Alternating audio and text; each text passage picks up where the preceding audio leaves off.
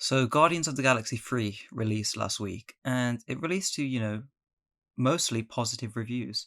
I've seen people putting it in their top 10 MCU films, and you know what? They're allowed to do that. If people like this film, that's okay, that's understandable. But for me, I just found Guardians of the Galaxy 3 to be disappointing. I'll start with what I liked about the film. I thought everything with Rocket was handled extremely well. They added a lot of depth to his character within his backstory, and a lot of the emotional core of this film comes from those flashbacks and comes from Rocket. A lot of people in the cinema that I was watching it in actually did cry at those scenes. I personally didn't, but I did definitely feel something. But it just shows that those were definitely the strongest moments of the film. And of course, the corridor action scene, which is a one take, was extremely well and brought a lot more life back into the film because I was actually getting a bit bored during it. But the action scene was really well done, and I enjoyed all of that.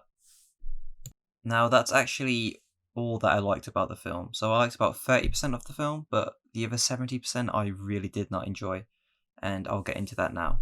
So, my biggest problem with the film, which I've seen a lot of people point out, is the messy tone of it. This film will go from a scene of animal torture, followed by Drax making a joke about his poo. And I'm not even joking, that's actually like part of the film. I don't know how you can go between the two. Like, one is ultra serious, and the other is the most juvenile thing you could have. James Gunn is 56 years old, and he's writing poo jokes into his scripts, and when I saw that, me and my friend looked at each other in the cinema and we were just completely baffled. Like we knew like the humor would be, stupid, but when it came to that, we just looked at each other and we just thought, Jesus Christ, you can't have such deep scenes of animal torture and animal abuse and follow them up with a joke about poo. It just doesn't make any sense. But that was just the whole film. It would go from serious to comedy to serious to comedy. But it wasn't even like jokes that you could get away with. It was just pure slapstick humor, and it really, really contrasted what came before and just made everything feel so unnatural. And the tone was just all over the place. Like it does the classic MCU formula of, you'll have a tense scene followed up by a joke to undermine that, but this film does it constantly, and it just becomes really annoying. Like there will be a scene of Star Lord and Gamora actually talking, and it's quite a nice scene. But then it'll just be followed up by a long joke that just does not end. It just drags out.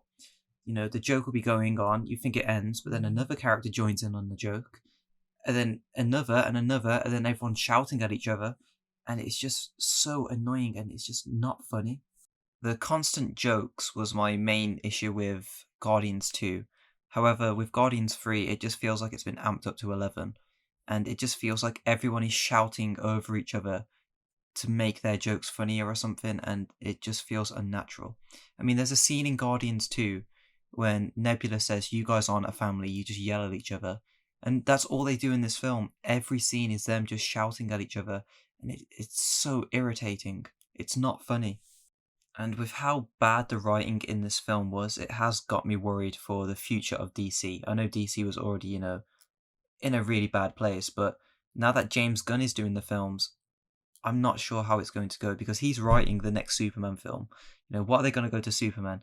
Oh, what does that S mean on your chest? And you go, oh, it means shit. Like, he just loves his poo jokes. I don't know why. I'm a fan of the first Guardians film. I thought the second one was okay. I thought the Suicide Squad was okay. It was definitely a lot better than the original. And I thought Peacemaker was really good. But within all of those, there is still very juvenile humor, and he cannot be putting that into a Superman film. He has very just gross out humor, but he's 56 years old. He shouldn't be writing this stuff. His films before he got into superhero films are not the best. I don't know why people think he is this legendary filmmaker because his best film is Guardians 1. I understand some people will enjoy this humor, but honestly, it's just really not for me, and I just could not enjoy the film because of it. Maybe I've just grown up, so don't appeal to that stuff anymore. But if James Gunn is going to be the head of DC and be writing Superman and all these other films, he seriously needs to improve. We know he can do emotional scenes because this film does have them. Guardians 1 has them, Guardians 2 has them. So we know he is capable of doing it. He just needs to stop undermining it with this really juvenile humor. But that's just a main complaint for a lot of MCU films now. They just always undermine their tension with these really stupid jokes, and it would just be nice to have a serious scene for once. And that was something I found really disappointing with this film, and that is the use of Adam Warlock. Now, Adam Warlock is probably in this film for about 10 minutes, maybe less, but he is just there as the comedic relief, and he's just completely dumbed down. And it's just really tragic to see because within the comic storyline, Infinity Gauntlet, he plays a major role within that and helps defeat Thanos. He's a very powerful character. They've been teasing him in the MCU ever since that post-credit scene in Thor: The Dark World where you see his cocoon in the collector's, museum. And then he makes his debut in this film, and it just felt like they had no idea what to do with him. I know within the film they say he was premature when he came out of his cocoon, but this just feels like James Gunn is finding a way to cover his really bad writing. And it's like that scene in Deadpool when he just goes, "Now that's lazy writing." That's exactly what this is. It is just a lazy writing. He's introduced at the start of the film as being really powerful. He pretty much takes on all the Guardians by himself. But then throughout the rest of the film, he's just a massive bitch and does nothing. He was extremely disappointing in this film. Also, I found the main villain, the High Evolutionary, to be quite disappointing within this film. I initially liked him at the start. I thought, yeah, okay, he's pretty good. He's pretty evil. But then near the end, he just becomes really generic and he just shouts every single line of dialogue. And it's just like every other MCU villain. So he starts good, but then he just becomes terrible. And his power level is never explained within this film. Some scenes he'll be, people actually fear him because he's very powerful. But then near the end, the Guardians just get rid of him within like a minute. Honestly, they just absolutely dispose of this guy.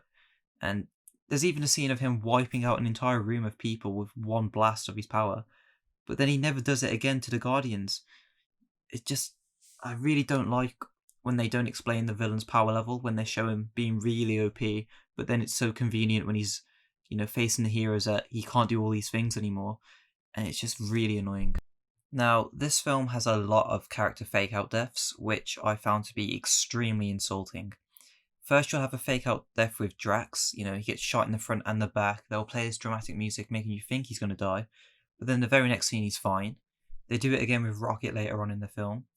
And then they do it with Star-Lord at the end, where, his face freezes over and puffs out, and you think, okay, he must be dead. But the next scene, he's fine and he's saved. How dumb do you think the audience are? You can't fool them once, twice, and a third time. By the end, by the time I saw Star-Lord do that, I was like, yeah, he's not going to die. I knew straight away what was going to happen. Don't force emotion through faking a character's death just to make them fine in the next scene. It is really insulting and treats the audience like they are a child. I'm not saying this film needed to be brutal and have every character dying. I'm just saying don't have all these fake out deaths. It's really annoying, and on a rewatch, you're just going to be sitting there going, oh, they're not going to die, they're not going to die, they're not going to die. It's just so irritating. What's so annoying about this Star-Lord fake out death is that had he had his mask and rocket boots that he is known for, he wouldn't have been in that situation. Yet they took it away from him because James Gunn knew that, oh, he could have just used those in that moment, which is just another example of lazy writing. Since I mentioned the Drax fake out death, I thought I would mention, the whole context of that scene. So the Guardians have to get into this base because they need to get this. They just need to get a MacGuffin, and then this base is made out of flesh, and everyone inside wears these big Michelin Man suits, which just look so ridiculous. And the scene goes on for like half an hour. The whole set design is just terrible. It's too in your face, too childish. It goes on for like half an hour, only to find out the whole thing was pointless because someone downloaded the information they needed, so then they need to go find that guy. Honestly, it just felt like a Mandalorian episode, which is just pure filler. And this is a 2.5 hour film. We did not need that scene. All the time wasted within that scene could have been put towards actual character development for the other characters besides Rocket.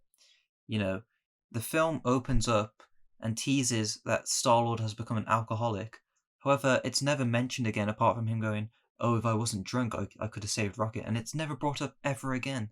Don't tease an alcoholic plotline, storyline, and character development for Star Lord if you're not going to do anything with it. It's just really bad, lazy writing. One final thing I wanted to mention about this film is how it has a big message on animal rights, animal abuse, animal cruelty, all these things, but that only applies to Rocket and his friends, the cute animals, because the film wants to make you feel sad for those. However, when the High Evolutionary sends out these other creatures that he's made that consist of like octopuses, pigs, turtles, crossed with all these robots, they're seen as enemies and the threat, but they all get brutally murdered. Like they die in some absolute gruesome ways. Especially in the hallway fight scene, they all get chopped up, blown up, shot. So the film wants to make you feel sorry for the cute ones, but these animals that aren't normally considered cute, it just makes you want to root for the Guardians to kill them. Whilst, No Sleep Till Brooklyn plays over it. It's like what? What emotions do you want us to feel? What is the message of this film? It's quite hypocritical, really. I know I might just come across as a hater, but I really wanted to enjoy this film. I really liked Guardians 1. I enjoyed the second one. I saw all the positive reviews and I thought, oh, this is going to be the film that saves Marvel. And yes, it is better than most of Phase 4 and 5. Like, it's not better than Spider Man, but it's better than everything else. Well, it's not better than Shang-Chi either, but it's better than all of those, like the rest.